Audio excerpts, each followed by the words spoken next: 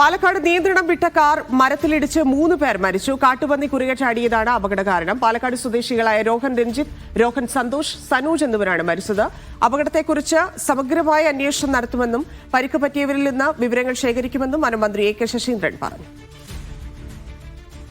അപകടത്തെ തുടർന്ന് കാറിൽ സഞ്ചരിച്ചിരുന്ന 3 പേർ മരിക്കാനിടയായി. അത് ദുഃഖകരമായ വേദനിപ്പിക്കുന്ന ഒരു കാര്യമായിട്ട് തന്നെയാണ് കാണുന്നത്. ഇവിടെ ഇപ്പം നിങ്ങൾ ചോദിച്ചതുപോലെ കാട്ടുപന്നിയുടെ ആക്രമണത്തിലാണ് ഈ അപകടം ഉണ്ടായതെന്നാണ്. പക്ഷേ കാറ് മരത്തിലിടിച്ചാണ് അപകടം ഉണ്ടായതെന്നാണ് 2 വ്യത്യസ്തങ്ങളായ വിവരങ്ങളാണ് ലഭിച്ചിട്ടുള്ളത്. ആ കാര്യത്തെക്കുറിച്ച് ഒരു സമഗ്രമായ അന്വേഷണം പരിശോധന നടത്തിയതിന് ശേഷമേ ഇന്നതാണ് സംഭവിച്ചതെന്ന് കൃത്യമായി പറയാനാവുള്ളൂ.